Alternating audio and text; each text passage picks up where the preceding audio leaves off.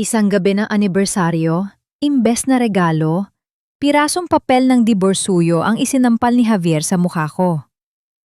Pinalayas ako sa bahay na ako mismo ang nagpatayo, habang ang aking asawa ay nakayakap sa babaeng tinuring kong kapatid. Ang yaman ko? Nanakaw sa isang iglap. Pero nagkakamali sila. Ang pagbagsak ko ay simula lamang ng kanilang katapusan. Sino nga ba ang tunay na reyna sa likod ng lahat? Pirmahan mo na ito, Isabella. Huwag mo nang hintayin na kalad ka rin pakita palabas ng pamamahay na ito. Ang boses ni Javier ay kasing lamig ng aserong bumaon sa pandinig ni Isabella. Wala itong bakas ng pag-aalinlangan. Wala ring bahid ng init na dati ay nagpapatibay sa kanyang loob sa tuwing may bagyong dumarating sa kanilang buhay. Sa mga sandaling iyon, hawak ni Isabella ang puting polo ni Javier. Maingat niyang itinatali ang isang maluwag na butones, isang gawaing puno ng pagmamahal na tila ritual na niya gabi-gabi. Ang bawat tusok ng karayom sa tila ay simbolo ng kanyang katapatan, ng kanyang pagnanais na ayusin ang anumang sira sa kanilang pagsasama. Ngunit sa isang iglap, ang karayong ay tumusok sa kanyang daliri. Hindi ang hapdi ng sugat ang nagpamanhid sa kanya, kundi ang bigat ng mga papel na inilapag ni Javier sa ibabaw ng lamesa, mga papel ng diborsyo at paglilipat ng ari-arian. Dahan-dahang nag-angat ng tingin si Isabella. Ang kanyang mga mata, na dati ay puno ng paghanga sa asawa, ay nanginginig sa ilalim ng malamig na liwanag ng chandelier. Javier, anong ibig sabihin nito? It's our anniversary tomorrow. Bakit mo ginagawa sa akin ito? Isang mapait na tawa ang kumawala sa mga labi ni Javier. Anniversary? Isabella, grow up. 5 years of being a dutiful wife? Look at you. You've become so boring, so plain. Wala ka ng silbi sa akin at sa kumpanya. Lumapit siya at kinuha ang polo mula sa kamay ni Isabella bago ito marahas na binitawan sa sahig. Everything is already under my name. The house, the designs you worked on, even the bank accounts.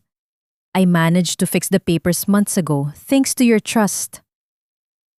Tila gumuho ang kisame sa ibabaw ni Isabella. Ang bawat salita ni Javier ay parang mga bubog na dumudurog sa kanyang lalamunan. Ano pat hindi siya makahinga. Ang tiwalang ibinigay niya ng buong buo ay ginamit na sandata upang siya ay paslangin ng walang laban. And don't worry, Isabella. Isang malambing ngunit nakakangilong boses ang larinig mula sa likuran ni Javier. Mula sa dilim ng pasilyo, lumabas si Sofia. Ang babaeng itinuring ni Isabella na kapatid, ang tanging taong hininga niya ng payo sa mga panahong abala si Javier, ay nakasuot na yon ng isang malasutlang negligee na pagmamay-ari ni Isabella. May hawak siyang baso ng wine at nakasandal sa balikat ni Javier na tila ba ito ang kanyang natural na pahingahan. Hi girl! Nakangising bati ni Sofia. Don't be so dramatic. You've always been the sacrificial lamb, di ba? Ngayon, gawin mo na ang ultimate sacrifice.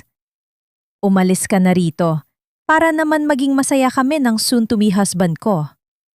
Besides, I'm pregnant. Kailangan ng baby ng isang environment na hindi kasama ang isang katulad mong loser. Nanigas ang buong katawan ni Isabella. Ang sakit ay hindi na lamang emosyonal. Ito ay naging pisikal na parang may malaking kamay na pumipiga sa kanyang puso hanggang sa ito ay mawala ng dugo.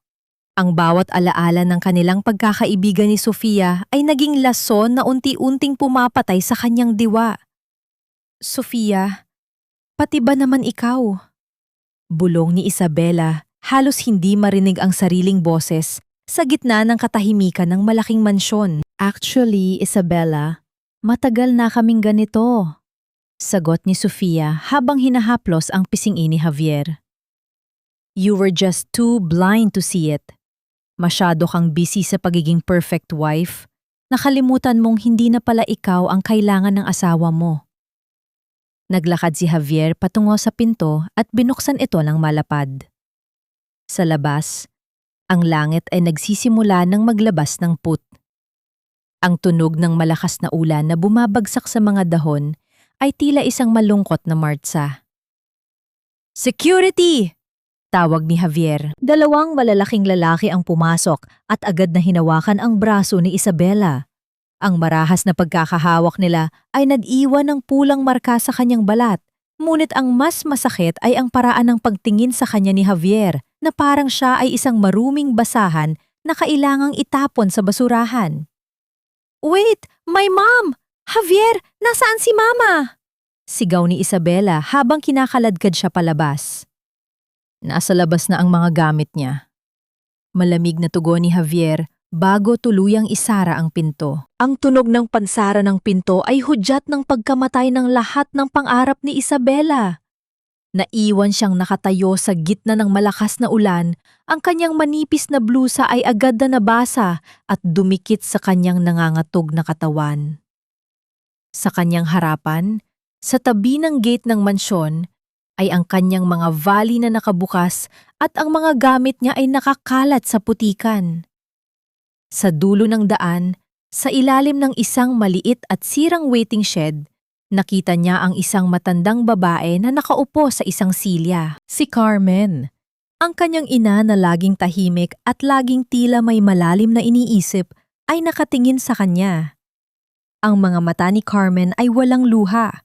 Sa halip, mayroon itong isang uri ng apoy na hindi kailanman nakita ni Isabela. Bakit tila hindi nabigla ang kanyang ina? Bakit sa gitna ng unos na ito, ang kanyang ina ay tila isang reynang naghihintay sa kanyang anak na matapos ang isang masakit na leksyon?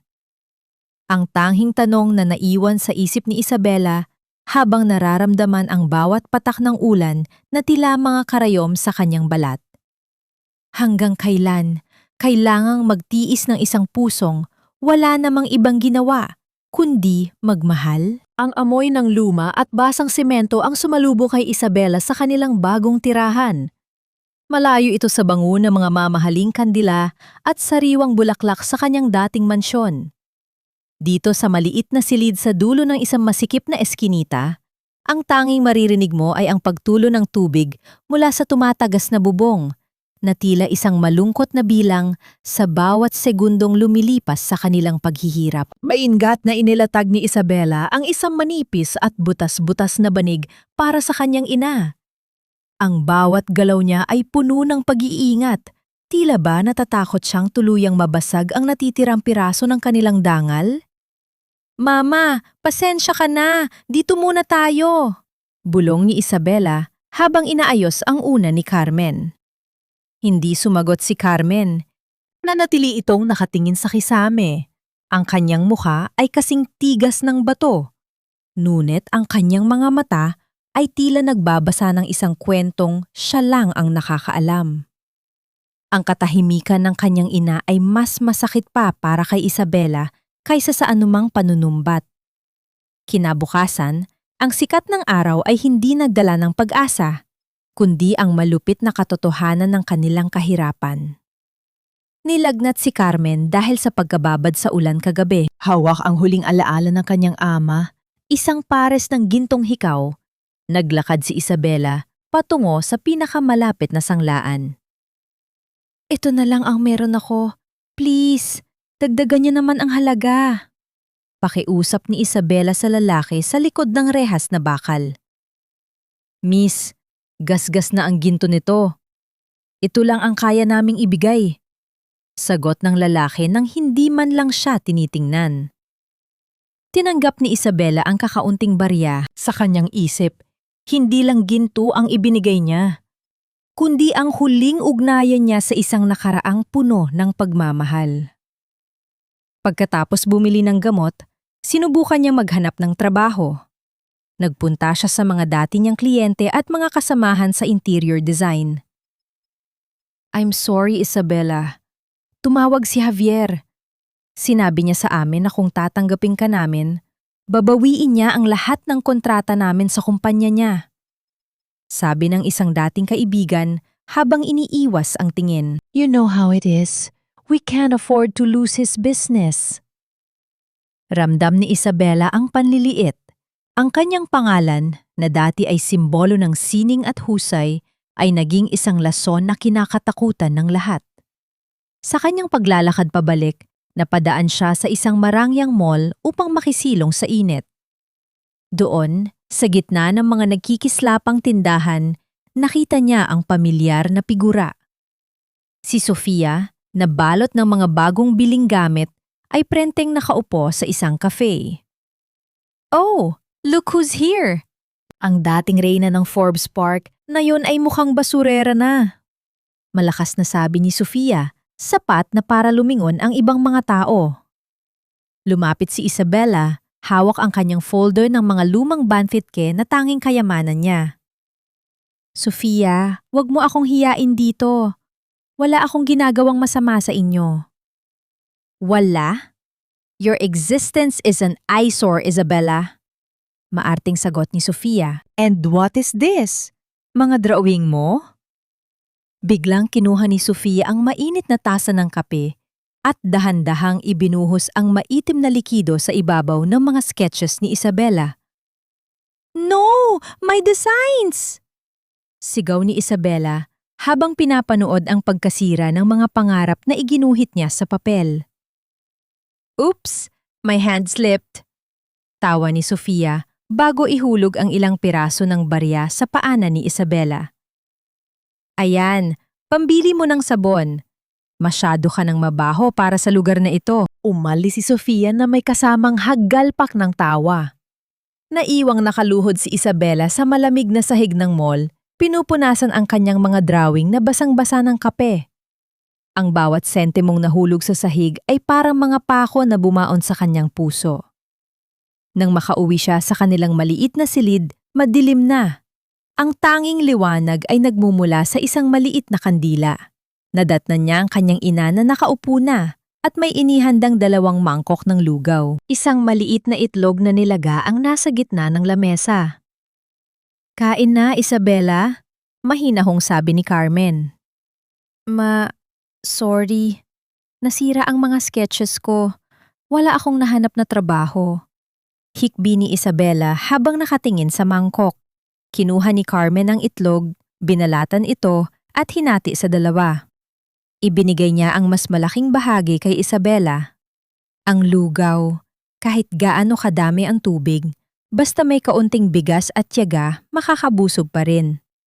Ang tao, Isabela, parang itlog. Kailangang dumaan sa mainit na tubig para tumigas ang loob.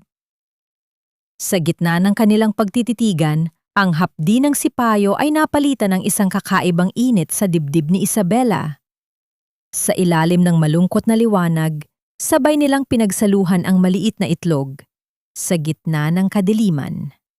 Bago matulog, sumilip si Isabela sa bintana. Sa dulo ng madilim na eskinita, napansin niya ang isang itim na sasakyan na nakaparada. Ang mga ilaw nito ay nakapatay, ngunit ramdam niya ang mga matang nakatingin sa kanilang dampa. Sino ang nagmamasid sa kanila? Biglang nag-vibrate ang kanyang lumang cellphone na may basag na screen. Isang hindi kilalang numero ang tumatawag. "Hello? Is this Isabela Valderrama?" Tanong ng isang boses na puno ng otoridad. "We saw your digital portfolio before the site was taken down. We want to invite you to the National Heritage Design Competition. This is your only chance to prove yourself." Nanlaki ang mga mata ni Isabela. Ang pagkakataong ito ay tila isang pinto na bumukas sa gitna ng isang pader na bato. Ngunit paano niya gagawin yun kung ang lahat ng kanyang gamit ay nasira na ni Sofia? Ang mga bakas ng kape sa kanyang mga disenyo ay tila mga peklat na hinding-hindi na mabubura. Sa ilalim ng malamlam na liwanag ng isang debateryang bumbilya, pinagmasdan ni Isabela ang kanyang mga nasirang pangarap.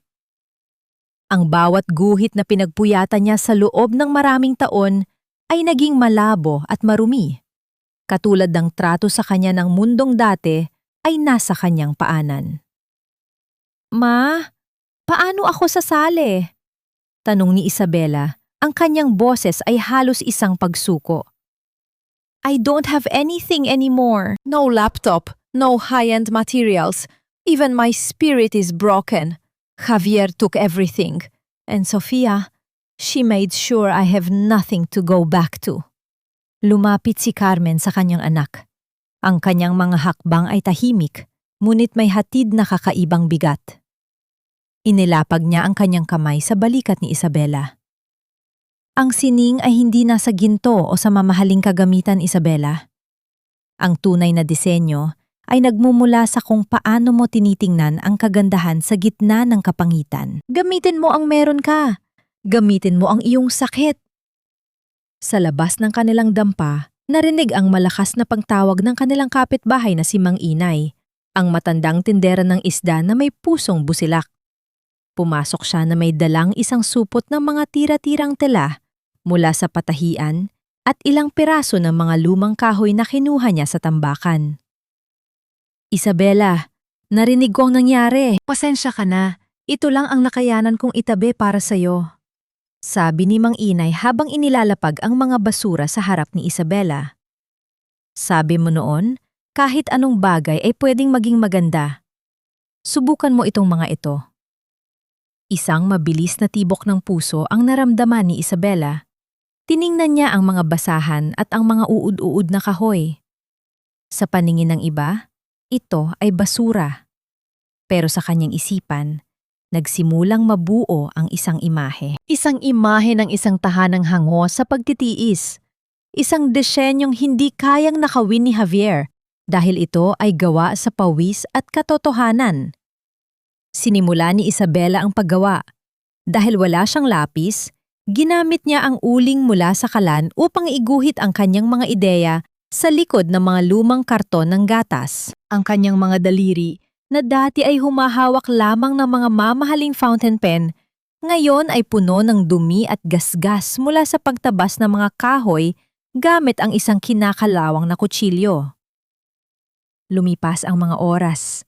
Ang katahimikan ng gabi ay binalot ng tunog ng pagkayas ng kahoy at ang mahinang paghinga ng kanyang ina na natutulog na sa tabi niya. Ang bawat hapdi sa kanyang mga daliri ay nagpapaalala sa kanya na siya ay buhay pa. Na sa kabila ng lahat ng pagtatangka ni Javier na ibaon siya sa limot, mayroon pa siyang kakayahang lumika. Sa gitna ng dumi at baho ng eskinita, nahanap ni Isabela ang isang uri ng kapayapaan na hindi niya naramdaman sa loob ng kanyang malamig na mansyon.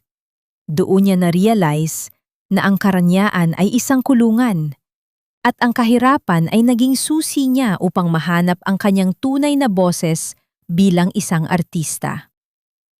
Nang sumapit ang madaling araw, tapos na ang kanyang prototype. Isang maliit na modelo ng isang silid na yare sa pinagtagpi-tagping tela at inukit na kahoy. Mukha itong isang obra maestra na nagkukwento ng pagsisikap ng isang bayang hindi sumusuko. I will name this ang kanlungan ng alaala. Bulong ni Isabela sa sarili habang pinupunasan ang pawis sa kanyang noo. Agad niyang binuksan ang kanyang lumang cellphone upang i-check ang detalye ng kompetisyon. Kinakailangan niyang isubmit ang pangalan ng kanyang project at ang listahan ng mga hurado para sa final screening. Habang iniscroll niya ang listahan sa maliit na screen, biglang huminto ang kanyang mundo. Ang kanyang paghinga ay tila na bilanggo sa kanyang dibdib. Ang pangalang nakasulat sa pinakataas na bahagi ng listahan ng mga main adjudicators ay tila isang sumpa na muling bumuhay sa kanyang takot. Head of the Judging Committee, Javier Ilustre, CEO of Ilustre Design Group. Hindi lang iyon. Sa tabi ng pangalan ni Javier ay ang pangalan ng kanyang creative consultant na walang iba kundi si Sofia Galvez. Nanginig ang mga kamay ni Isabela. Ang proyektong inilaan niya ng buong puso at huling lakas ay mapupunta sa mga kamay ng mga taong sumira sa kanyang buhay. Kung isusumite niya ito, malalaman nila kung nasaan siya. Kung isusumite niya ito, may kapangyarihan si Javier na ipahiya siya sa harap ng buong industriya. Muli siyang napatingin sa kanyang ina na mahimbing na natutulog. Napatingin siya sa kanyang mga sugatang daliri. Isang malaking desisyon ang kailangang gawin. Susuko ba siya dahil sa takot? o papasok siya sa lungga ng mga leon upang bawiin ang kanyang dangal. Kahit pa ang ibig sabihin nito ay ang muling makaharap ang lalaking pumatay sa kanyang puso. Sa labas, ang langit ay nagsisimulang maging kulay abo. Ngunit sa loob ni Isabela, isang itim na bagyo ang muling nabubuo. Sa bawat hakbang ni Isabela sa loob ng Illustre Design Tower, tila tinutusok ng libu-libong karayom ang kanyang mga talampakan. Ang gusaling ito ay bunga ng kanyang mga puyat, ng kanyang mga luha, at ng kanyang henyo. Ngunit ngayon, naglalakad siya rito bilang isang estranggero. Ang malamig na aircon ay hindi nakapagpalamig sa apoy ng hiya at galit na naglalabas sa kanyang dibdib. Nakasuot siya ng isang malapad na sombrero at simpleng face mask. Pilit itinatago ang mukhang dati ay pinalalamutian ang mga billboard ng kumpanyang ito. Hawak niya ang isang lumang karton kung saan nakalagay ang kanyang prototype na yari sa mga basahan at kahoy. Sa paligid niya, ang ibang mga kalahok ay may dalang mga high-tech na digital presentation at mga modelong yari sa mamahaling plexiglass. Next, candidate number 47, representing Laya Designs. Malakas na tawag ng isang staff. Huminto ang tibok ng puso ni Isabela nang pumasok siya sa malawak na conference room. Doon, sa gitna ng mahabang lamesa, nakaupo si Javier. Mukha itong hari sa kanyang trono. Suot ang isang mamahaling suit na binili pa ni Isabela para sa kanya noong nakaraang taon. Sa tabi niya, si Sofia ay abala sa pag-aayos ng kanyang buhok, suot ang isang singsing na brilyante na alam ni Isabela na kinuha mula sa kanyang sariling jewelry box. Anong basura ito? Bungad ni Sofia nang ilapag ni Isabela ang kanyang modelo sa harap nila. Are you kidding me? We are looking for the National Heritage Award, not for the most creative scavenger hunt winner. Isang mahinhin, ngunit matatag na boses ang lumabas sa likod ng maskara ni Isabela. Ang pamanang Pilipino ay hindi palaging makintab at bago. Minsan, ito ay nasa mga bagay na itinapon na ngunit muling binuhay ng pag-asa. Ito ang kanlungan ng alaala. Napatitig si Javier sa modelo. Sa loob ng ilang segundo, ang kanyang mayabang na ekspresyon ay napalitan ng pagkagulat.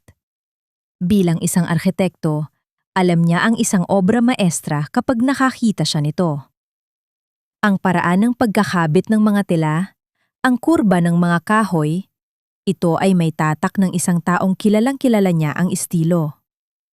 Ngunit imposible.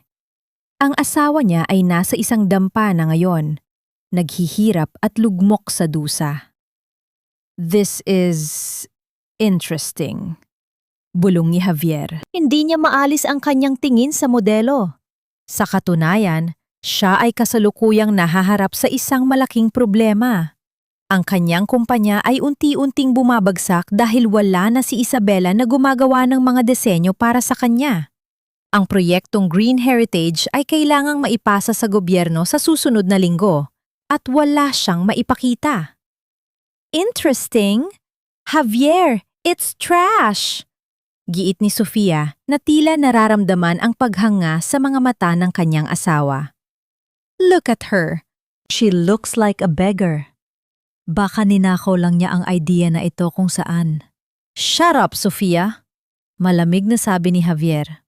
Tumingin siya kay Isabela. Hindi napapansin ang mga mata sa likod ng maskara na punong-puno ng pot. Candidate 47, your work is raw, but it has soul. Pero kailangan nating maging practical. Walang mananalo sa kompetisyon na gawa sa basahan. Tumayo si Javier at lumapit kay Isabela. Ang amoy ng kanyang pabango, ang amoy na dati ay nagpapakaalma kay Isabela, na yon ay nagpapasuka sa kanya. I have a proposal for you, sabi ni Javier sa isang mababang tono, na tila isang negosyanteng nakakita ng gintong barya sa putikan. Huwag mo nang ituloy ang pagsali sa kompetisyon. I will buy this design from you. I'll give you 50,000 pesos. Cash. Right now. Napahigpit ang hawak ni Isabela sa gilid ng lamesa. 50,000? Para sa isang disenyong pwedeng magligtas sa reputasyon ng Ilustre Group? Mumisi si Javier. Ang kanyang tunay na kulay ay muling lumitaw. Alam kong kailangan mo ng pera, Laya. Sa hitsura mo, baka isang buwan mo nang hindi nakakain ng maayos ang pamilya mo. 50,000 is a lot for a nobody. But there's one condition. The design will be credited under my name. It will be an original Javier Ilustre creation. Isang tahimik na pagputok ang naramdaman ni Isabela sa kanyang kalooban. Ito ang lalaking minahal niya. Ang lalaking nagnanakaw hindi lang ng kanyang bahay, kundi pati na rin ng kanyang kaluluwa at sining. 50,000 pesos para sa aking danggal, Mr. Ilustre? Tanong ni Isabela. Ang kanyang boses ay nanginginig sa galit na pilit nilulunod. Take it or leave it. Singit ni Sofia habang humihikab. You should be thankful. Javier is being generous to a pulubi like you. With that money, you can finally buy some decent clothes. Tumingin si Javier sa kanyang relo. Tila wala ng oras para sa isang maliit na tao. Ano? Deal? O gusto mong bumalik sa eskinita mo na walang kahit isang singko? Huminga ng malalim si Isabela. Dahan-dahan niyang kinuha ang kanyang prototype mula sa lamesa. Ang kanyang puso ay tumitibok ng mabilis, hindi dahil sa takot, kundi dahil sa isang desisyong alam niyang babago sa lahat. Hindi mabibili ng 50,000 ang kwento ng mga taong kinakatawa ng disenyong ito, Mr. Ilustre. Sabi ni Isabela habang tinititigan ng diretso si Javier. And I don't make deals with thieves. Nagulat ang lahat sa conference room. Namula sa galit ang mukha ni Javier, habang si Sofia naman ay napatayo sa gulat. You arrogant little! Banta ni Javier, ngunit bago pa siya makatapos, isang malakas na tunog ng pagbukas ng pinto ang narinig. Isang matangkad na lalaki na may suot na mamahaling barong ang pumasok. Is there a problem here? I am the representative of the National Commission for Culture and the Arts. We are here to oversee the screening. Agad na nagbago ang anyo ni Javier, naging maamo at mapagkumbaba.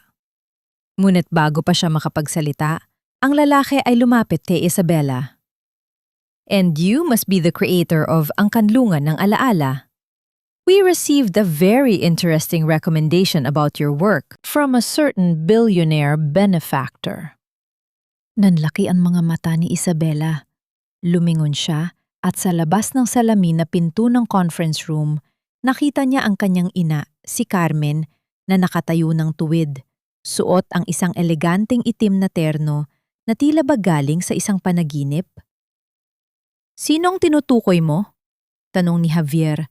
Ang kanyang boses ay bakas ang kaba. Ang lalaki ay tumingin sa kanyang tablet.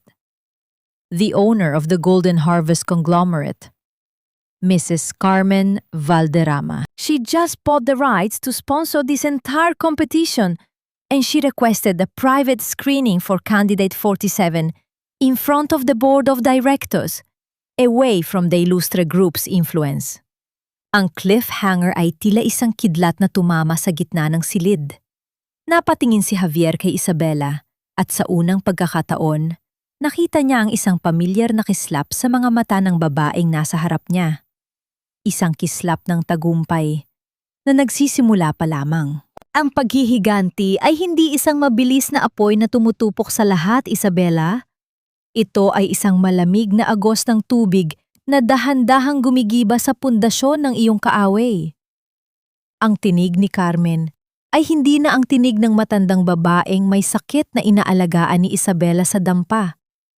Ito ay isang tinig na puno ng awtoridad, kasing talim ng kidlat at kasing lalim ng karagatan. Nakatayo siya sa harap ng bintana ng kanilang maliit na silid. Ngunit ang kanyang anino ay tila sumasakop sa buong eskinita. Nakatitig si Isabela sa kanyang ina. Ang kanyang isipan ay tila isang sirang plaka Napilit iniintindi ang nangyari sa Ilustre Design Tower. Ma, sino ka ba talaga? Sabi ng lalaki kanina, ikaw ang may-ari ng Golden Harvest? Ang kumpanyang nagpapakain sa halos kalahati ng bansa? Bakit tayo nagtiis sa hirap? Dahan-dahang humarap si Carmen. Sa kanyang mga kamay ay hawak niya ang isang lumang kahon na bakal. May mga kalawang na sa gilid, ngunit nananatiling matatag ang lock nito. Inilapag niya ito sa lamesang gawa sa karton. Ang tunog ng mabigat na bakal sa ibabaw ng marupok na papel ay tila isang babala. Nagtiis tayo dahil kailangan mong makita ang tunay na mukha ng mga taong nakapaligid sa iyo, anak. Simula ni Carmen habang binubuksan ang kahon. Walang tunog ng pag-click ang narinig, kundi ang marahang pagdausdos ng takib nito. Noong namatay ang iyong ama, iniwan niya sa akin ang korona ng Golden Harvest. Pero alam kong sa oras na ipakita ko ang yaman natin, hindi mo malalaman kung sino ang nagmamahal sa'yo para sa iyong puso at sino ang nagmamahal sa'yo para sa iyong pera. Kinuha ni Carmen ang isang makapal na bundle ng mga dokumento mula sa loob ng kahon. Ang mga papel ay amoy luma, amoy ng panahon at ng mga sikretang matagal na nabaon. Ito ang mga titulo ng lupa na ninakaw ni Javier mula sa iyo. Sabi ni Carmen, sabay latag ng isang papel na may selyo ng gobyerno. Akala niya ay nakuha niya ang lahat, pero hindi niya alam. Ang bawat dokumentong pinirmahan mo ay may counter clause na ako mismo ang naglagay bilang iyong garantor. Ang kumpanya, ang mansyon, ang lahat ng disenyong kinuha niya, lahat ng iyon ay babalik sa'yo sa sandaling mapatunayan nating nilabag niya ang tiwala ng kasunduan. Napahawak si Isabela sa kanyang dibdib. Ang kanyang puso ay tumitibok ng mabilis, halos masakit sa lakas. Ang lahat ng luha, lahat ng gutom, lahat ng panlalait na tinanggap niya mula kay Sofia at Javier ay tila mga binhi na ngayon ay nagsisimulang tumubo bilang isang madilim na kagubatan ng katarungan. Pero bakit na yun lang, Ma? Tanong ni Isabela. Ang kanyang mga mata ay nagsisimulang manlabo dahil sa luha. Bakit hinayaan mong saktan nila ako ng ganito? Hinawakan ni Carmen ang mukha ng kanyang anak. Ang kanyang palad ay magaspang, tanda ng pagtatrabaho. Ngunit ang kanyang haplos ay kasing lambot ng seda. Dahil ang isang reyna ay hindi isinisilang sa loob ng palasyo, Isabela. Ang reyna ay hinuhubog sa loob ng apoy. Kailangan mong maranasan ang maging alikabok sa ilalim ng paa ni Javier upang kapag tumayo ka na, hinding-hindi mo nahahayaan ang kahit na sino na yurakan ang iyong dangal muli. Sa gabing iyon, hindi natulog si Isabela. Sa ilalim ng liwanag ng isang maliit na gasera, tinuruan siya ni Carmen. Hindi lang tungkol sa mga titulo ng lupa, kundi tungkol sa sining ng pakikipagdigma sa mundo ng negosyo. Tinuruan siya kung paano magbasa ng mga numerong itinatago ng mga korporasyon, kung paano gamitin ang utang na loob bilang isang armas, at kung paano manatiling tahimik habang ang kaaway ay nagdiriwang. Tandaan mo, Isabela, muling paalala ni Carmen habang sinusuklay ang buhok ng anak. Ang pinakamatamis na paghihiganti ay hindi ang makita silang naghihirap. Ang pinakamatamis na paghihiganti ay ang makita nilang namamatay sa inggit dahil mas masaya at mas matagumpay ka kaysa noong kasama mo sila. Kinaumagahan, isang malaking itim na van ang huminto sa dulo ng kanilang eskinita. Hindi na ito ang misteryosong sasakyang nanonood sa kanila. Ito ay isang sasakyang susundo sa kanila. Isang lalaking nakasuot ang bumaba at yumukod ng malalim kay Carmen.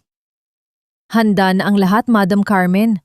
Ang penthouse sa Makati ay nakahanda na para sa inyong paglipat, sabi ng lalaki. Tumingin si Isabela sa kanilang maliit na silid. Tumingin siya sa mga basahan at sa uling na ginamit niya sa kanyang disenyo. Dahan-dahan niyang kinuha ang kanyang prototype na kanlungan ng alaala. Hindi tayo lilipat sa Makati, Ma. Sabi ni Isabela nang may bagong uri ng determinasyon sa kanyang boses. Dito lang tayo. I want them to think that I'm still the beggar they kicked out. I want them to feel safe in their lies. Ngumiti si Carmen, isang niting puno ng pagmamalaki. Yan ang anak ko. Bago sila umalis para sa isang pribadong pagpupulong sa National Commission for Culture and the Arts, nakatanggap si Isabela ng isang mensahe mula sa isang hindi kilalang numero. Pagbukas niya, isang litrato ang bumulaga sa kanya. Ito ay litrato ni Javier at Sofia sa loob ng kanilang dating kwarto. Masayang nagbubukas ng mga regalong pangkasal. Ang caption ay nakasulat sa Taglish. Too bad you're not here to see the new queen of the house. Bitter is such a bad look on you, Isabella. XOXO, Sofia. Hindi na nanginginig ang mga kamay ni Isabella. Hindi na siya nasasaktan. Sa halip, isang malamig na tawa ang kumawala sa kanyang mga labi. Celebrate while you can, Sofia. Bulong ni Isabella sa hangin. Dahil hindi nyo alam, ang regalong pangkasal na ibibigay ko sa inyo ay ang mismong tali na bibitay sa inyong dalawa. Sa dulo ng eskinita, ang mga mata ni Mang Inay ay nakasunod sa kanila. Puno ng pagtataka at kaba. Ngunit ang mas malaking tanong ay nananatiling nakabitin sa hangin. Ano ang huling dokumentong hindi pa ipinapakita ni Carmen kay Isabela? Ang dokumentong nagsasabing ang buong Ilustre Design Group ay nakasangla na pala sa Golden Harvest simula pa noong nakaraang buwan. Pirman mo lang ito, Javier. Ito ang magliligtas sa ating kumpanya. This is the big break we've been waiting for. Ang boses ni Sofia ay puno ng pananabik habang iwinawagayway niya ang isang makapal na folder sa harap ni Javier. Sa loob ng opisina ng Ilustre Design Group, ang hangin ay mabigat sa amoy ng kaba at desperasyon.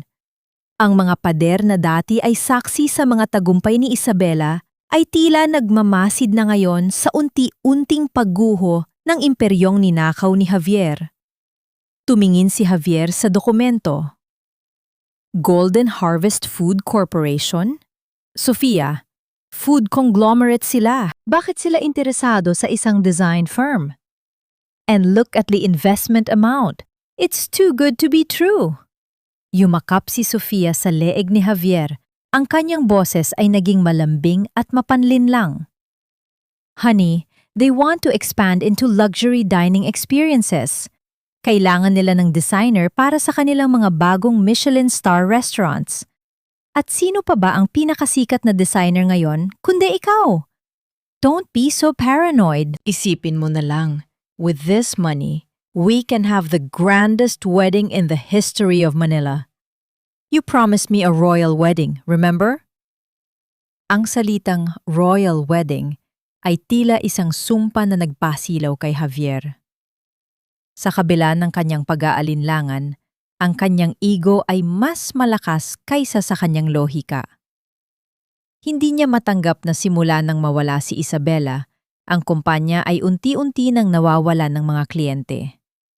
Kailangan niya ng pera. Kailangan niyang patunayan sa lahat na kaya niya kahit wala ang kanyang asawa. Dahan-dahang hinawakan ni Javier ang mamahaling fountain pen.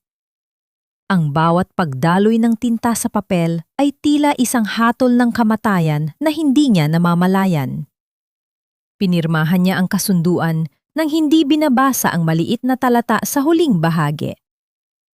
In case of default or failure to meet the design standards, the investor reserves the right to claim 100% of the company's assets as collateral. Sa kabilang panig ng lungsod, sa loob ng maliit at madilim na dampa sa eskinita, nakaupo si Isabela sa harap ng isang lumang laptop na ibinigay ni Carmen. Ang kanyang mga mata ay nakatitig sa screen, pinapanood ang real-time notification ng digital signature ni Javier. Isang mapait na ngiti ang sumilay sa kanyang mga labi. Kagat na ang isda sa pein, ma. Huwag kang magmadali, anak. Paalala ni Carmen habang nagluluto ng simpleng hapunan. Ang bitag ay mas masakit kapag ang biktima ay nasa rurok ng kanyang saya. Hayaan mo muna silang gumastos. Hayaan mo silang isipin na sila ang nanalo. Sa mga sumunod na araw, naging abala si Sofia sa pagpili ng pinakamamahal na gown mula sa isang French designer. Ginamit niya ang advance payment mula sa Golden Harvest para bumili ng mga alahas na kasing halaga ng isang mansyon. Ipinagmalaki niya sa social media ang bawat sentimong ginagastos niya. Hindi alam na bawat piso ay utang na kailangang bayaran ng dugo. Isang hapon, habang naglalakad si Isabela sa palengke kasama si Mang Inay, nakita niya ang isang lumang upuan na itinapon na sa tabi ng basurahan. Ang mga paa nito ay bali at ang sandalan ay punong-puno ng anay. Huminto si Isabela at dahan-dahang hinaplos ang kahoy. Isabela, basura na yan. Huwag mo nang pag-aksayahan ng panahon, sabi ni Mang Inay. Hindi po, Mang Inay. May ganda pa itong itinatago, sagot ni Isabela. Kinuha niya ang upuan at dinala sa kanilang dampa. Sa loob ng 3 oras, gamit ang mga natitirang pintura at pako, muling binuhay ni Isabela ang upuan. Ginawa niya itong isang obra maestra na tila galing sa isang antique shop sa Europa. Napagtanto niya na katulad ng upuang iyon, siya rin ay itinapon at minaltrato. Ngunit may kakayahan siyang muling bumangon at maging mas maganda kaysa dati. Ang kanyang halaga ay hindi nakadepende sa kung sino ang nagmamay-ari sa kanya, kundi sa kung ano ang kaya niyang likain mula sa wala. Nabalik lamang ang kanyang diwa nang tumunog ang kanyang cellphone. Isang tawag mula sa kumpanya ni Javier. "Hello, is this the lead designer of Laya Designs?" Tanong ng sekretary ni Javier. "Mr. Ilustre wants to meet you personally. He's impressed with your prototype from the competition and wants to hire your firm as a subcontractor for the Golden Harvest project." Humigpit ang hawak ni Isabela sa cellphone. Ang pagkakataong makita ang takot sa mga mata ni Javier ay malapit na. "Tell him I'm interested," sagot ni Isabela sa isang malamig at profesional na boses. "But tell him I have one condition. The meeting must be held at my place, in the slums of Tondo." Isang katahimikan ang namayani sa kabilang linya. Alam ni Isabela na ang kanyang hiling ay isang sampal sa pagkatao ni Javier. Ngunit alam din niya na dahil sa laki ng utang ni Javier sa Golden Harvest, wala itong ibang pagpipilian kundi ang sumunod.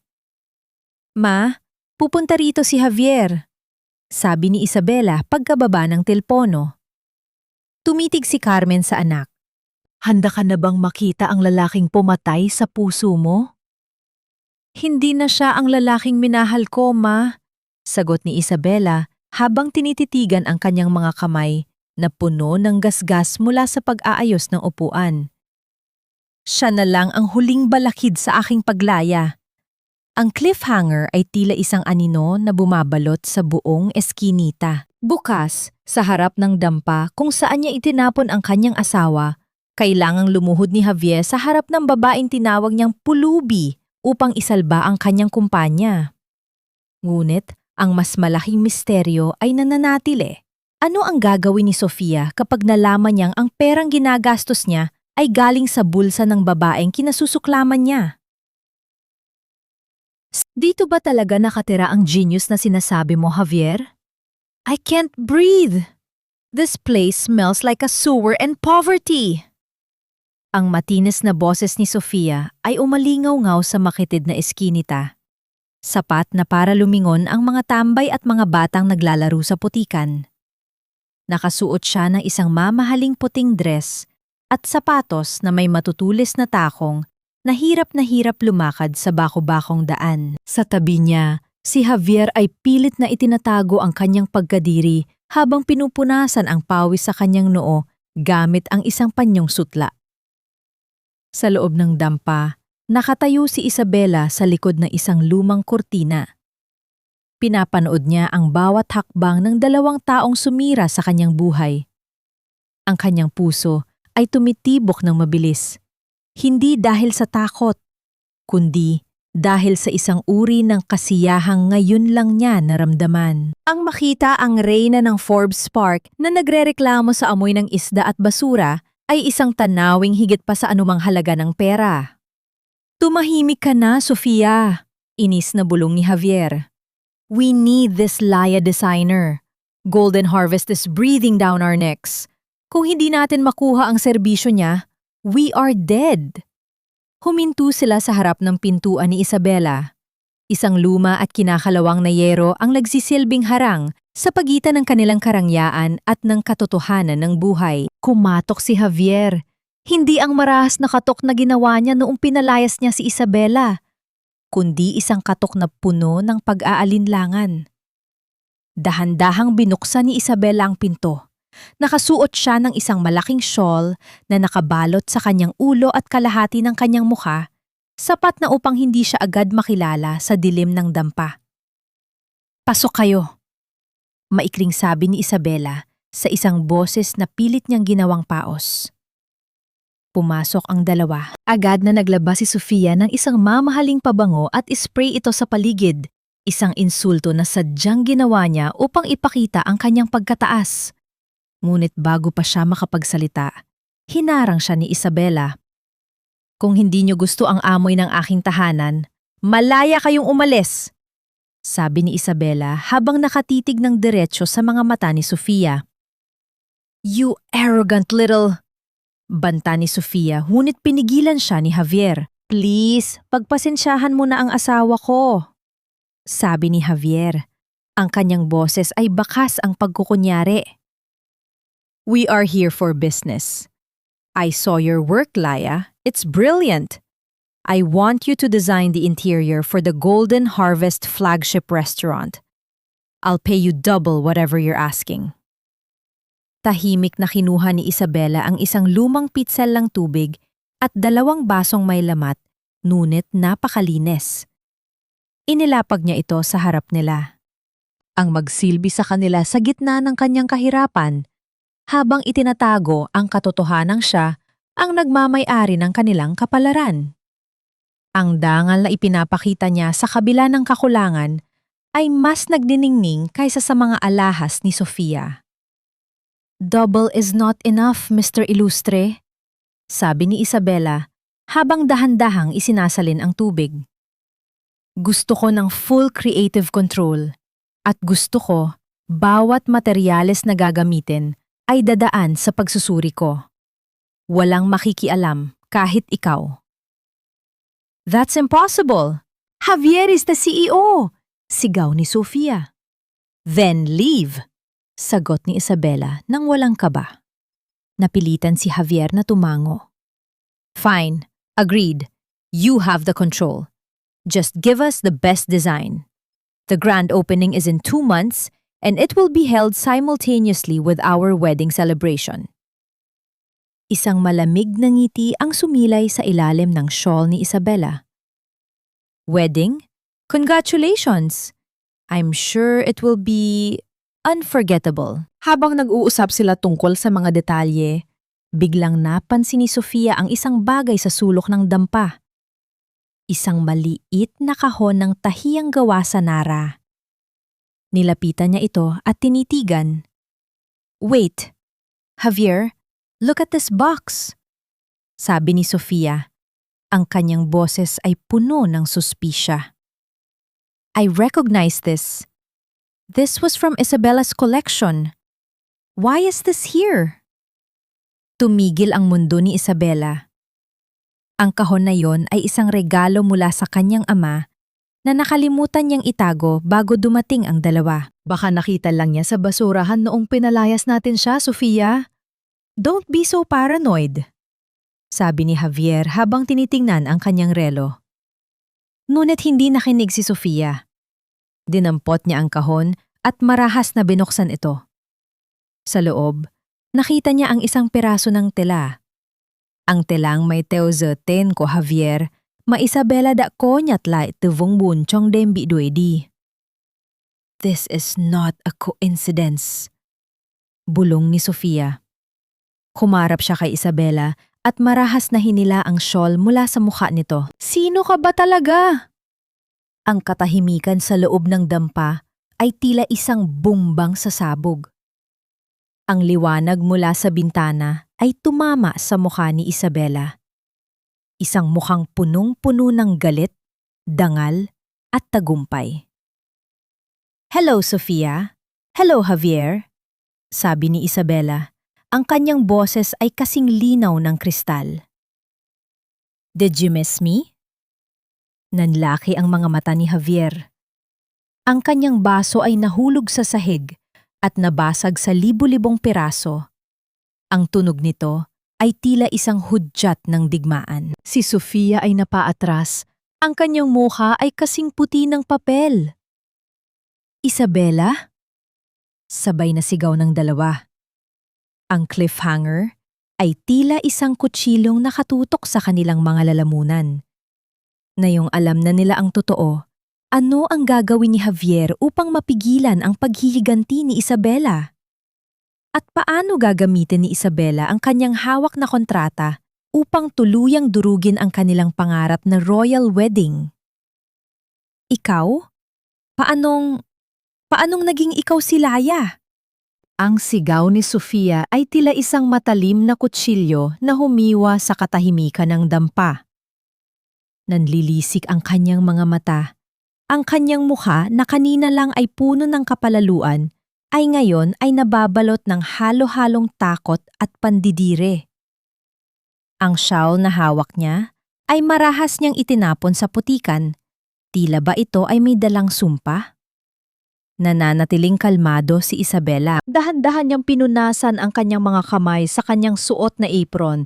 Isang kilos na puno ng dignidad sa kabila ng paligid na puno ng kahirapan. Ang kanyang mga mata ay hindi kumukurap habang nakatitig sa lalaking minsan niyang tinawag na asawa. Bakit, Javier? Hindi mo ba akalain na ang boring at plain na asawa mo ay ang tanging taong makakapagsalba sa bumabagsak mong kumpanya? Ang boses ni Isabela ay kasing lamig ng hanging amihan, ngunit may dalang bigat na tila isang hatol ng hukom. Hindi makapagsalita si Javier. Ang kanyang lalamunan ay tila natuyo at ang kanyang mga tuhod ay nangangatog sa ilalim ng kanyang mamahaling pantalon. Tumingin siya sa paligid ng dampa, sa mga basahang ginawang sining, sa mga kahoy na naging obra maestra. Nayon niya lang na-realize na ang lahat ng ganda ng Ilustre Design Group sa loob ng 5 taon ay hindi dahil sa kanya, kundi dahil sa henyo ng babaeng itinapon niya sa basurahan.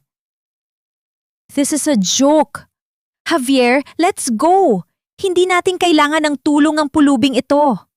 Sigaw ni Sofia habang hinihila ang braso ni Javier. Ngunit hindi na tinag si Javier. Alam niya ang katotohanan. Alam niya ang bawat talata ng kontratang pinirmahan niya sa Golden Harvest. Sofia, tumahimik ka. You don't understand.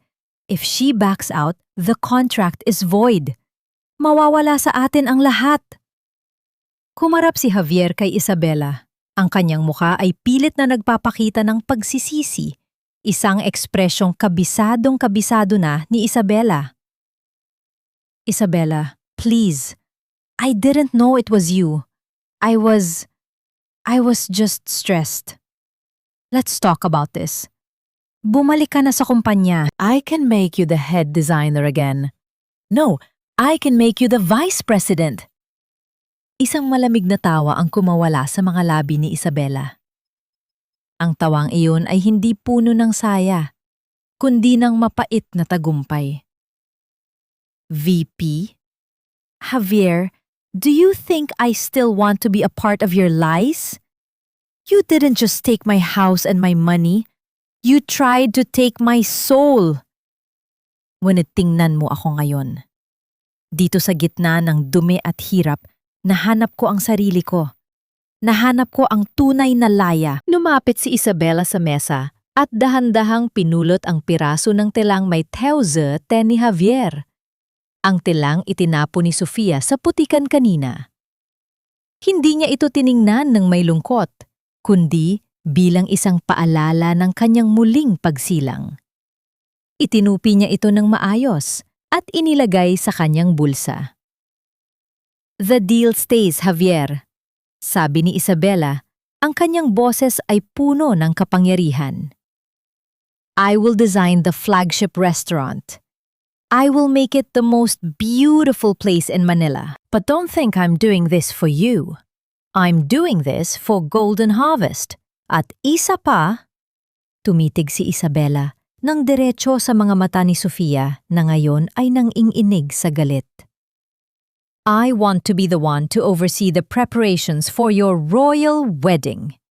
Gusto ko, bawat bulaklak, bawat pinggan, at bawat piraso ng dekorasyon ay dadaan sa kamay ko.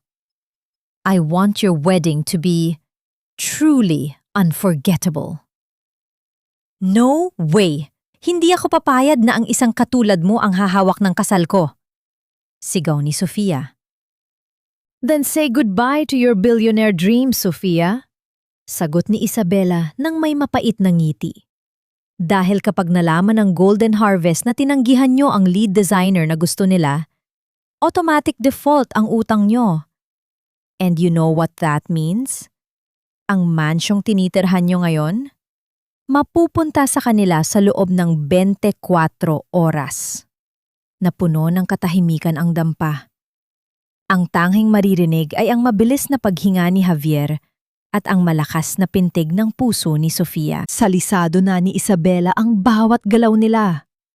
Alam niyang sa huli, ang takot nilang maging mahirap ay mas malakas kaysa sa kanilang galit. "Fine." Bulong ni Javier, ang kanyang balikat ay bumagsak sa pagkatalo. "You handle the restaurant and the wedding.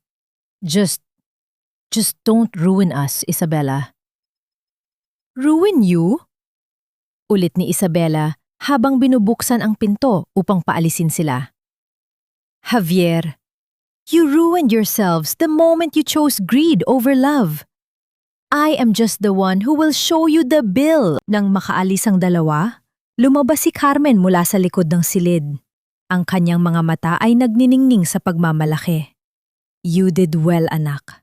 You showed them that even in the mud, a diamond remains a diamond." "Salamat, Ma, pero simula pa lang ito," sagot ni Isabela habang nakatingin sa kanyang mga nasugatang daliri. "I want them to feel the height of their happiness before I pull the rug under their feet." Ang cliffhanger ay tila isang madilim na ulap na nagbababadya ng bagyo. Habang naglalakad palayo sina Javier at Sofia, isang itim na sasakyan ang huminto sa tabi nila. Isang lalaki nakasuit ang bumaba at may iniabot na sobre kay Javier. "From the CEO of Golden Harvest," sabi ng lalaki. "She wants to meet the lead designer and the groom tonight for a final celebration dinner." Nanlaki ang mga mata ni Javier.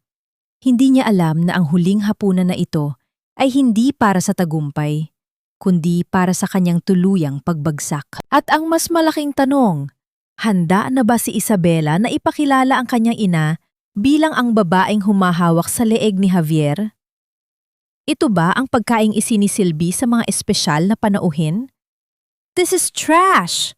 Binabayaran namin kayo para sa karanyaan, hindi para sa tuyo at kaning lamig na nilagyan lang ng palamute."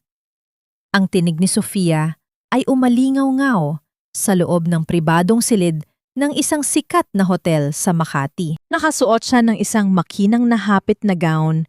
Ang kanyang leeg ay pinalalamutian ng mga brilyanteng akala niya ay galing sa pawis ni Javier. Sa kanyang harapan, ang mga waiter na nakauniporme ay nananatiling tahimik habang inilalapag ang mga plato sa mesa. Si Javier naman ay hindi mapakali. Ang kanyang mga mata ay pabalik-balik sa pinto, naghihintay sa pagdating ng CEO ng Golden Harvest. Ngunit nang tingnan niya ang pagkaing inihain, isang piraso ng tuyo na maingat na inilagay sa ibabaw ng gourmet risotto, at isang mangkok ng sabaw ng malunggay na may sahog na bagoong. Isang malamig na pawis ang dumaloy sa kanyang likod. Ito ang pagkaing kinalakihan niya sa probinsya. Ang pagkaing pilit niyang ibinoon sa limot ng pakasalan niya si Isabela at pasukin ang mundo ng mga mayayaman. Ang makita ito sa isang celebration dinner ay tila isang malakas na sampal sa kanyang pinagmulan. Sa isang madilim na sulok ng silid, nakatayo si Isabela sa likod ng isang glass partition. Pinagmamasdan niya ang pag-aalboroto ni Sofia at ang pamumutla ni Javier. Ramdam niya ang bawat tibok ng kanyang puso. Hindi na ito ang mabilis na pintig ng takot, kundi ang maindayog na kumpas ng isang konduktor na nagpapatakbo ng isang malungkot na simponya ng paghihigante. Ang bawat insultong lumalabas sa bibig ni Sofia tungkol sa pagkaing mahirap ay parang mga karayom na tumutusok sa dangal ni Javier. Pinanood ni Isabela kung paano yumuko ang kanyang dating asawa. Tila ba ang bawat butil ng kanin sa harap nito ay nagsasalita tungkol sa kanyang mga kasinungalingan. "Stop it, Sofia! You're making a scene!" Bulong ni Javier. Ang kanyang boses ay nanginginig sa hiya. "Why should I stop? We are the stars tonight. We represent Ilustre Design. We deserve the best caviar, not this provincial garbage." Muling sigaw ni Sofia bago marahas na itinulak ang plato. Dito na pumasok ang katahimikan. Isang uri ng katahimikan na tila ba huminto ang pag-ikot ng mundo. Ang malalaking pinto ng silid ay dahan-dahang bumukas ng walang anumang ingay. Isang matangkad at eleganteng babae ang pumasok. Nakasuot siya ng isang telang sutla na kulay ginto. Ang kanyang buhok ay maayos na nakapusod at ang kanyang tindig ay nagpapakita ng isang kapangyarihang hindi nabibili ng pera. Ang bawat hakbang niya sa carpet ay tila nagpapaliit sa silid. Nanlaki ang mga mata ni Javier. Ang kanyang hininga ay tila nabilanggo sa kanyang lalamunan. Ma? Si Carmen. Hindi ang Carmen na nakita niya sa dampa na may sakit at nanghihina. Ito ang Carmen na nagmamay-ari ng lupang kinatatayuan nila. Ang Carmen na tinatawag na the Empress of Food Industry. Ang pagkaing tinatawag mong basura, Sofia, ay ang pagkaing bumuhay sa lalaking katabi mo ngayon. Ang boses ni Carmen ay malumanay, ngunit kasing talim ng isang labaha. At ang pagkaing ito ang nagpapaalala sa amin na hindi lahat ng kumikinang ay ginto. Minsan, ito ay tanso lang na pinalitaw ng kasakiman. Carmen, you are the CEO? Hindi makapaniwalang tanong ni Javier. Ang kanyang mundo ay tila isang basong kristal na nahulog at nadurog sa libu-libong piraso. Ang lahat ng kanyang plano, ang lahat ng kanyang pagtatago ng yaman ay wala pala sa harap ng babaeng dati ay tinatrato niyang palamuti lang sa bahay ni Isabela.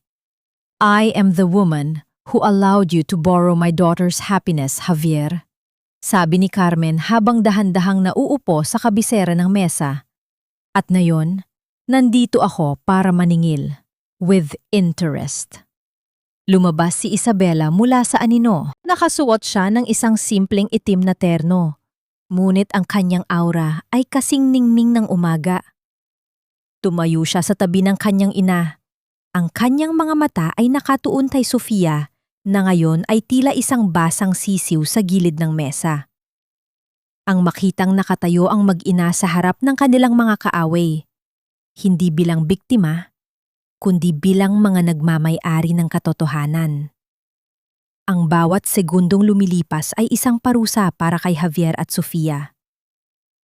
"Isabela, please, we can explain," pilit na sabi ni Sofia. Ang kanyang pagiging matapang ay napalitan ng isang desperadong tono. "It was all business. Javier and we just wanted a better future." "Better future sa pamamagitan ng pagnanakaw?" Putol ni Isabela. "Sofia, look at your hands. Ang mga brilyanteng suot mo ay may bahid ng luha ng ina ko. Ang gown na ipinagmamalaki mo ay binili gamit ang perang para sana sa mga empleyadong tinanggal nyo. Biglang tumayo si Carmen at inilapag ang isang folder sa gitna ng mesa.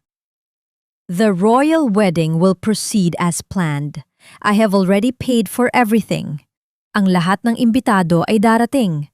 Ang mga business partners, ang media, at ang inyong mga pamilya. Talaga? Itutuloy niyo pa rin? May bakas ng pag-asa sa boses ni Javier. Isang mapait na ngiti ang sumilay sa mga labi ni Carmen. Oo, pero hindi ito magiging kasal ng inyong pangarap. This will be a public trial. At sa harap ng lahat ng tao, ipapakita namin kung anong klaseng hayop ang nagtatago sa likod ng inyong mga mamahaling suit at gown. Anong ibig mong sabihin? Tanong ni Sofia.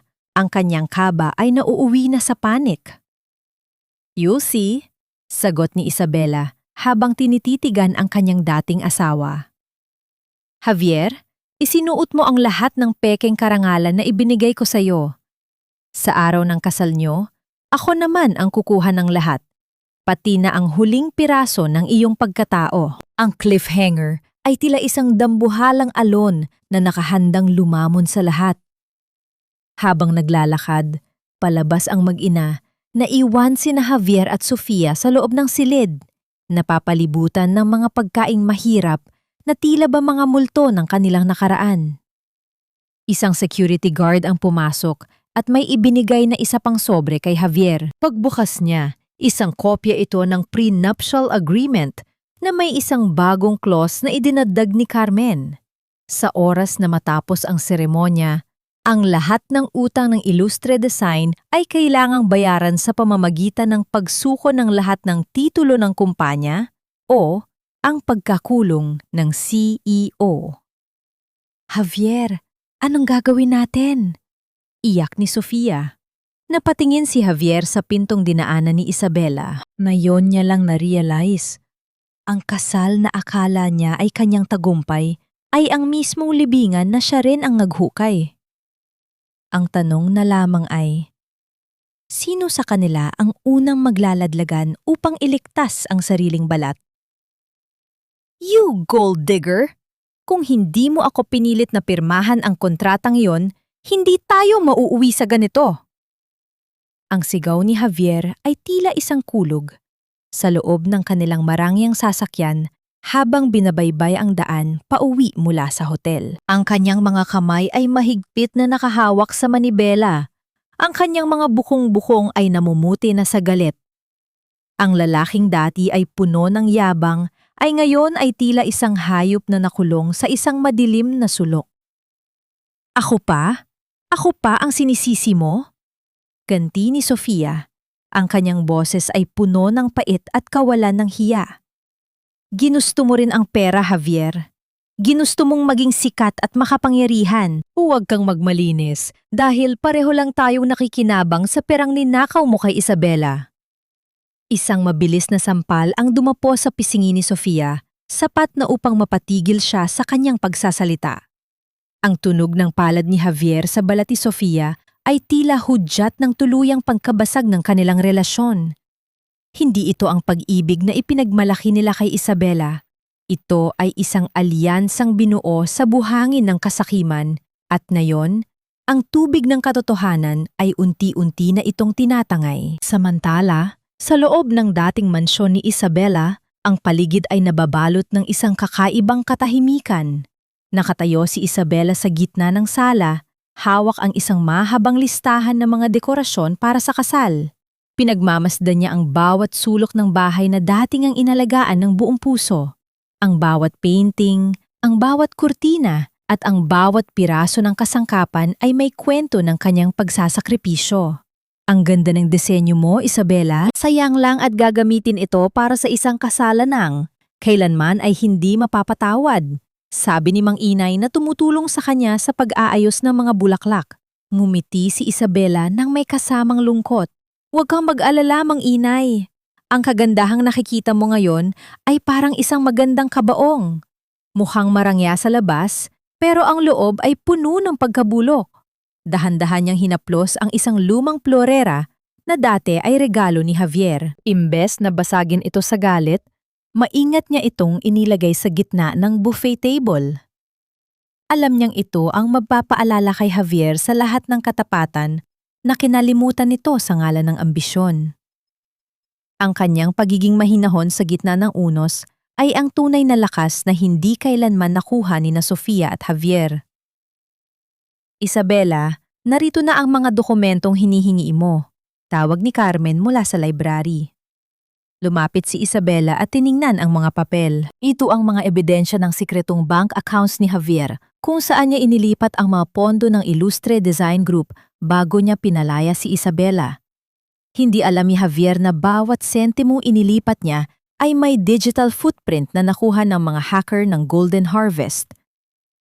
Bukas ang kasalma, bulong ni Isabela habang tinititigan ang imbitasyong may kulay gintong letra. Handa na ba ang media? Lahat sila ay darating, anak. Ang mga top business journalists, ang mga society columnists, lahat sila ay magiging saksi sa pagbagsak ng isang wad na hari. Sagot ni Carmen nang may determinasyon. Sa kabilang dako, pagkarating sa bahay, agad na nagtungo si Sofia sa kanyang dressing room. Nanginghinig ang kanyang mga kamay habang binubuksan ang kanyang jewelry box. Balak niyang itakas ang lahat ng kanyang mga alahas at pera bago pa man dumating ang bukas. Alam niyang kapag natuloy ang kasal at natuloy ang mga kondisyon ni Carmen, wala na siyang matatanggap na kahit anong sentimo. I won't let them take everything from me. Bulong ni Sofia sa sarili habang isinisiksik ang mga brilyante sa kanyang bag. Kinuha niya ang kanyang cellphone at tumawag sa isang lumang contact, isang fixer na tumutulong sa kanya sa paglilipat ng mga illegal na assets. I need you to move the offshore funds tonight. Now! Huwag kang magtanong, gawin mo na! Ngunit ang boses sa kabilang linya ay hindi ang inaasahan niya. Isang malamig at pamilyar na boses ang sumagot. Latin na ang tawag mo, Sofia. Ang lahat ng funds na sinubukan mong itago ay kasalukuyan ng naka-freeze sa ilalim ng investigasyon ng Anti-Money Laundering Council. Sabi ko sa'yo, walang lihim na hindi nabubunyag. Nanlaki ang mga mata ni Sofia. Ang cellphone niya ay dahan-dahang nalaglag sa sahig. Ang boses na iyon? Ito ang boses ng abogado ni Carmen. Javier! Javier! Sigaw ni Sofia habang tumatakbo palabas ng silid. Nadatna niya si Javier sa gitna ng hagdan, hawak ang isang bote ng alak. Ang kanyang mga mata ay walang buhay at ang kanyang buhok ay gulong-gulo. Nakatingin siya sa isang malaking frame sa dingding. Ang picture ni na Isabela at Javier noong araw ng kanilang kasal na hindi pa niya tinatanggal. Wala na, Sofia. Wala na tayong takas. Sabi ni Javier sa isang paos na boses. Nakita ko ang post ni Isabela sa social media. She just announced that Laya Designs is merging with Golden Harvest. At ang unang act ng merger? Ang foreclosure ng lahat ng utang ng Ilustre Design. Ang cliffhanger ay tila isang malakas na sampal ng tadhana. Sa labas ng mansyon, nagsisimula nang dumating ang mga delivery truck para sa mga bulaklak at dekorasyon ng kasal. Ngunit hindi ito mga puting rosas, kundi mga itim na bulaklak na tila bahanda na para sa isang lamay. Habang umiiyak si Sofia at tulala si Javier, isang huling mensahe ang pumasok sa kanilang mga screen mula kay Isabela. See you at the altar. Don't be late for your own funeral. Ano ang gagawin ni na Javier at Sofia sa loob ng huling 12 oras bago ang kasal? Susubukan ba nilang tumakas o tuluyan na ba silang lalamunin ng takot at hiya sa harap ng buong mundo? Ituloy ang seremonya. Gusto kong makita ng lahat kung paano ikakasal ang dalawang ahas sa sarili nilang lason. Ang utos ni Isabela sa kanyang mga tauhan ay kasing talim ng isang kidlat na gumuguhit sa madilim na langit. Nakatayo siya sa balcony ng mansyon, Pinagmamasdan ang pagdating ng mga mamahaling sasakyan ng mga bisita. Ngunit sa likod ng mga ngiti at pagbati ng mga tao, may nakatagong tensyon na tila ba isang bumbang bibilangin na lamang ang mga segundo bago sumabog. Ang bawat detalye ng dekorasyon ay personal na pinamahalaan ni Isabela. Ang mga puting rosas na dapat ay simbolo ng kadalisayan ay hinaluan niya ng mga tuyot na dahon at itim na laso sa mga hindi halatang sulok. Ang musikang tumutugtog ay isang mabagal at malungkot na bersyon ng isang pamilyar na awit ng pag-ibig, isang tunog na tila bahang-o sa isang lamay kaysa sa isang pagdiriwang. Sa loob ng silid ng ikakasal, nanginginig ang mga kamay ni Sofia habang isinusuot ang kanyang mamahaling gown. Ang tilang seda ay tila ba naging kasing bigat ng tingga at ang bawat haplos nito sa kanyang balat ay nagbibigay sa kanya ng kilabot. Tumingin siya sa salamin at hindi niya nakilala ang kanyang sarili. Ang kanyang mukha na dati ay puno ng ganda at yabang, ay ngayon ay bakas ang puyat at takot. "Sofia, bilisan mo! Nagsisimula na ang martsa!" Sigaw ni Javier mula sa labas. Lumabas si Sofia at nakita si Javier na suot ang kanyang taksido. Ngunit sa halip na paghanga, ang nakita niya ay isang lalaking tila bapasan ang buong daigdig. Ang pawis sa noo ni Javier ay hindi maikubli ng anumang make-up at ang kanyang mga mata ay pabalik-balik sa bawat sulok ng mansyon. Tila ba naghahanap ng anumang paraan upang makatakas. Nagsimula ang seremonya. Sa gitna ng garden ng mansyon, sa ilalim ng isang marangyang arko ng mga bulaklak, naglakad si Sofia patungo sa dambana. Ang mga flash ng kamera mula sa media ay tila ba mga kidlat na naglalantad sa bawat butil ng pawis at kaba sa kanilang mga mukha. Nakatayo siya sa gilid, suot ang isang simpleng itim na damit, hawak ang isang remote control para sa malaking screen sa likod ng altar. Pinanood niya ang bawat hakbang ni Sofia, ang babaeng nagnakaw ng kanyang buhay. Ramdam ni Isabela ang kapayapaan sa kanyang puso, hindi dahil sa galit, kundi dahil sa katotohanan sa wakas. Ang hustisya ay narito na. Nang makarating si Sofia sa tabi ni Javier, ang pare ay nagsimulang magsalita. Ang bawat salita tungkol sa katapatan at pag-ibig ay tila ba mga sampal sa mukha ng dalawang ikakasal. Kung sino man ang may dahilan upang hindi ituloy ang kasal na ito, magsalita ngayon o manahimik magpakailanman. Sabi ng pare sa isang malakas na boses. Ang katahimikan sa paligid ay naging kasing bigat ng semento. Walang nagsasalita, ngunit ang bawat mata ay nakatitig sa dalawang tao sa harap. Dahan-dahang tumayo si Isabela mula sa kanyang upuan sa harapang hilera. "I object!" Ang boses ni Isabela ay kasing linaw ng kristal, umalingaw-ngaw ito sa buong garden. "Isabela, anong ginagawa mo rito?" Sigaw ni Sofia, ang kanyang boses ay naging matinis sa takot. "Hindi ako nandito para pigilan ang kasal niyo, Sofia. Nandito ako para ibigay ang aking regalong pangkasal." Sagot ni Isabela nang may mapait na ngiti. Pinindot ni Isabela ang remote. Ang malaking screen sa likod ng altar ay biglang bumukas. Hindi mga litrato ng saya ang lumabas, kundi ang mga video ng surveillance camera mula sa opisina ni Javier. Ang video kung saan kitang-kita ang paglilipat ng pondo, ang pagpalsipika ng mga dokumento, at ang usapan ni Javier at Sofia tungkol sa kung paano nila lulustayin ang yaman ni Isabela. Hindi lang yun. Lumitaw din ang mga bank statements na nagpapakita ng bawat sentimong ninakaw nila na may kasamang malalaking pulang marka mula sa Anti-Money Laundering Council. Ang cliffhanger ay tila ba isang pagsabog sa gitna ng karamihan. Ang mga bisita ay nagsimulang magbulungan, ang mga reporters ay nagsimulang kumuha ng litrato sa screen, at ang media ay nag-broadcast na ng live sa buong bansa. Sa gitna ng kaguluhan, pumasok ang mga pulis sa garden. Ang tunog ng mga yabag ng kanilang sapato sa semento ay tila ba huling hatol kay Javier. Isang opisyal ang lumapit at may hawak na warrant of arrest. Javier Ilustre and Sofia Galvez, you are under arrest for corporate fraud, estafa, and money laundering. Sabi ng pulis.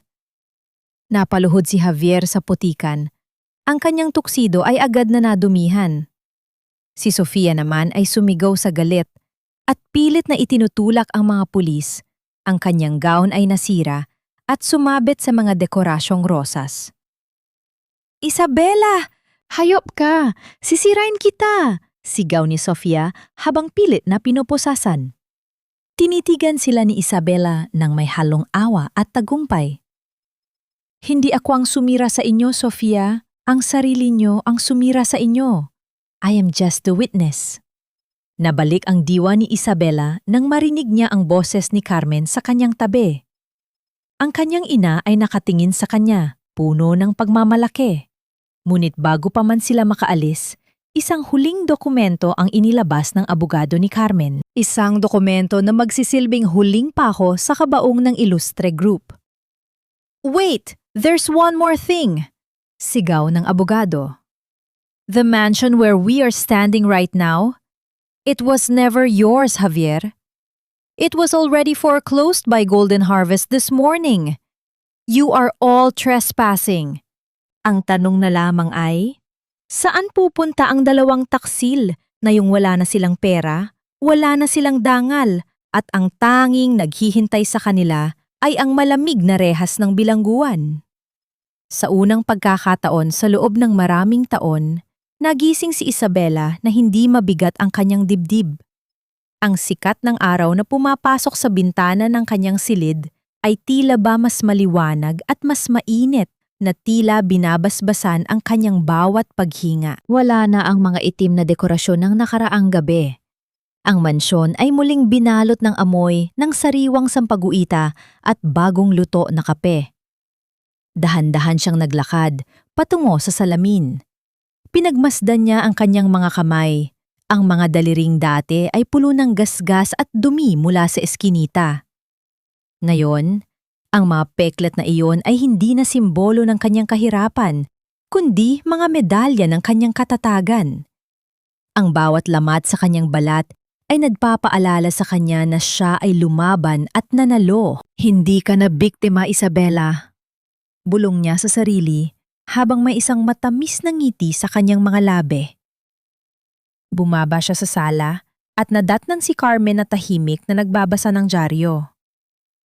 Sa headline, nakabandera ang balita tungkol sa pagkakakulong ni Javier at Sofia. Isang maikling sulyap lamang ang ibinigay ni Isabela sa kanilang mga larawan bago niya ito tuluyang tinalikuran. Ang kanilang pagkatalo ay hindi na ang sentro ng kanyang mundo. Ang kanyang sariling kaligayahan na ang prayoridad niya ngayon. Handa na ang mga panauhin mo sa labas, anak. Sabi ni Carmen nang may pagmamalaki. Pagbukas ni Isabela ng malaking tinto ng mansyon, bumungad sa kanya sina Mang Inay at ang iba pang mga kababaihan mula sa eskinita ng tundo. Hindi na sila nakasuot ng maruming damit. Lahat sila ay maayos ang hitsura, dala ang kanilang mga pangarap. Dito nyo itatayo ang inyong mga workshop, pahayag ni Isabela habang itinuturo ang malawak na garden. Ang mansyong ito ay hindi na tatawaging Ilustre Manor. Simula ngayon, ito na ang Laya at Dangal Center. Dito, ituturo ko sa inyo ang sining ng disenyo. Gagawa tayo ng mga muebles na hango sa ating sariling kwento. Kwento ng pagsisikap at muling pagbangon. Ang makitang nagkakaisa ang mga taong tumulong sa kanya noong siya ay walang-wala. Sa loob mismo ng bahay na dati ay naging kulungan ng kanyang kaluluwa. Naglabas si Mang Inay ng isang supot ng pandesal at doon sa gitna ng marangyang garden, sabay-sabay silang nag-almusal. Ang tawanan nila ay mas malakas pa kaysa sa anumang ingay ng lungsod. Sa hapon ng araw na iyon, isang seremonya ang ginanap para sa pormal na pagbubukas ng kanyang bagong kumpanya, ang Laya at Dangal Designs. Hindi na ito kumpanyang nakabase sa kasakiman, kundi isang social enterprise na naglalayong bigyan ng danggal ang mga artisano mula sa mahihirap na komunidad. Ang tunay na sining ay hindi matatagpuan sa mga mamahaling materyales.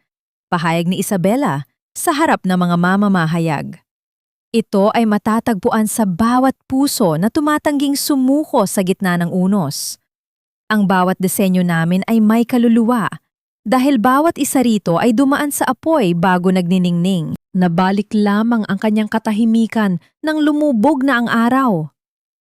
Tumayo siya sa balcony. Nakatingin sa malayo kung saan nagkikislapan ang mga ilaw ng Maynila. Ramdam niya ang hanging dumadampi sa kanyang mukha. Kasing gaan ng isang pagpapatawad. Pinatawad na niya ang kanyang sarili sa pagiging marupok noon. At pinatawad na rin niya ang tadhana sa mga hapding ibinigay nito. Lumapit sa kanya si Carmen at may iniabot na isang maliit na sobre. Isang sulat mula sa abogado ni Javier. Nice daw niyang makita ka bago siya ilipat sa National Penitentiary. Tinitigan ni Isabela ang sobre. Alam niyang ito ang huling pagkakataon upang makita ang lalaking pumatay sa kanyang puso. Ngunit sa halip na buksan ito, dahan-dahan niyang pinunit ang sobre sa maliliit na piraso at hinayaang tangain ng hangin. Wala na kaming dapat pag-usapan, ma. Sabi ni Isabela nang may katyakan.